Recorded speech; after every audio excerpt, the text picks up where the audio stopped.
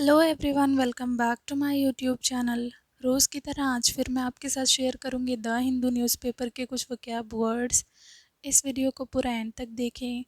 अगर आपको ये वीडियो पसंद आए तो चैनल को सब्सक्राइब ज़रूर करें। तो चलिए बिना वक्त गंवाए शुरू करते हैं।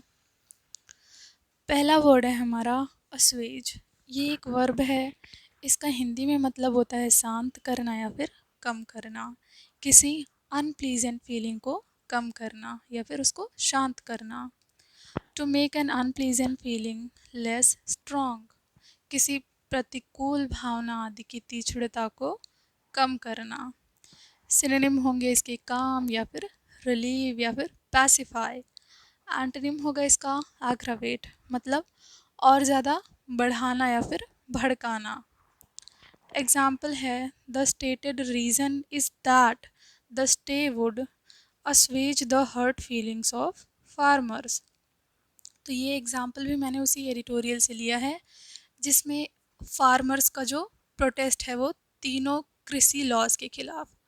ओके, तो इसमें ये मतलब इसका ये होगा कि जो स्टेटेड रीज़न है कि स्टे जो है, जो तीनों लॉज पर स्टे लगाया है सुप्रीम कोर्ट ने, वो जो हर्ट फीलिंग्स है फार्मर्स की, वो स्टे उन हर्ट फीलिंग्स को शांत करेगा या फिर कम करेगा।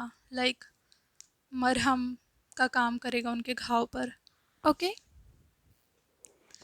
अगला वर्ड है बेलिटिल। ये एक वर्ब है। इसका हिंदी में अर्थ होता है छोटा समझना या फिर महत्व घटाना, मतलब किसी को इन्फीरियर समझना।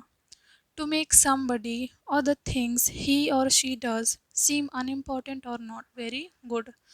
किसी व्यक्ति, कार्य आदि का महत्व घटाना, तुच्छ या छोटा समझना। सिनोनिम्स होंगे इसके डिस्पैरेज, डेप्रिसिएट या फिर डाउनग्रेड। एंटोनिम होगा इसका प्रेज, मैग्नीफाई। एग्जाम्पल है we must and belittle her outstanding achievement, मतलब हमें उसकी उत्कृष्ट उपलब्धि को कम नहीं करना चाहिए, उसको कम नहीं समझना चाहिए या फिर उसका महत्व नहीं घटाना चाहिए। ओके, थर्ड वर्ड है हमारा क्लैश। इसका हिंदी में मतलब होता है संघर्ष, टकराव या फिर मुठभेड़।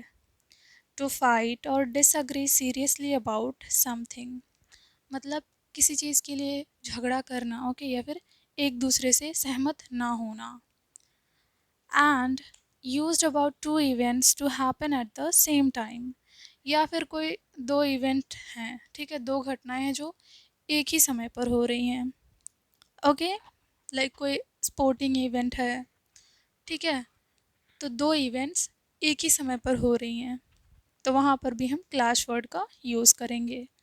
सिनोनिम्स होंगे इसके कन्फ्लिक्ट, फाइट या फिर स्ट्राइक। एग्जाम्पल है 8 people were bounded in a clash with border guards, मतलब सीमा प्रहरियों के साथ झड़प में 8 लोग घायल हो गए। अगला वर्ड है हमारा डेलेटोरियस।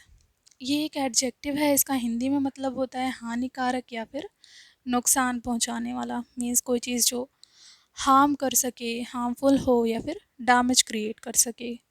कॉजिंग हार्म और डैमेज। सिनोनिम्स होंगे इसके हार्मफुल, डेट्रीमेंटल या फिर डैमेजिंग। एंटोनिम होगा इसका बेनिफिशियल या फिर एडवांटेजियस।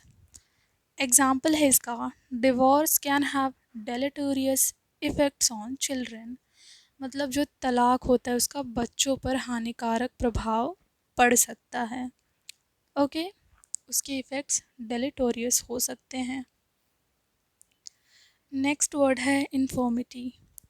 अब ये एक नाउन है। इसका हिंदी में अर्थ होता है दुर्बलता, मीन्स वीकनेस, चाहे वो फिजिकल या फिर मेंटल वीकनेस हो।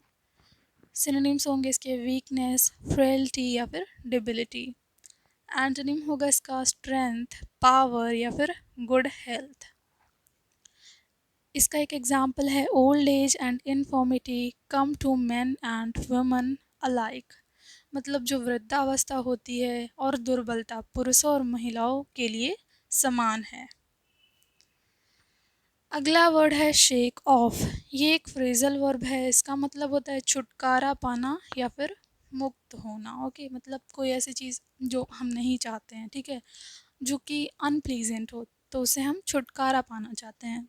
तो ऐसी सिचुएशन में हम शेक ऑफ फ्रेजल वर्ब का यूज़ करते हैं। An act or instance of getting rid of what is unpleasant, undesirable or unwanted. Synonym होगा इसका get rid of। एग्जाम्पल है, I found it difficult to shake off a sense of social inferiority. Thank you so much for watching this video. अगर अभी तक आपने हमारे channel को subscribe नहीं किया है तो हमारे चैनल को सब्सक्राइब ज़रूर करें। Thank you so much.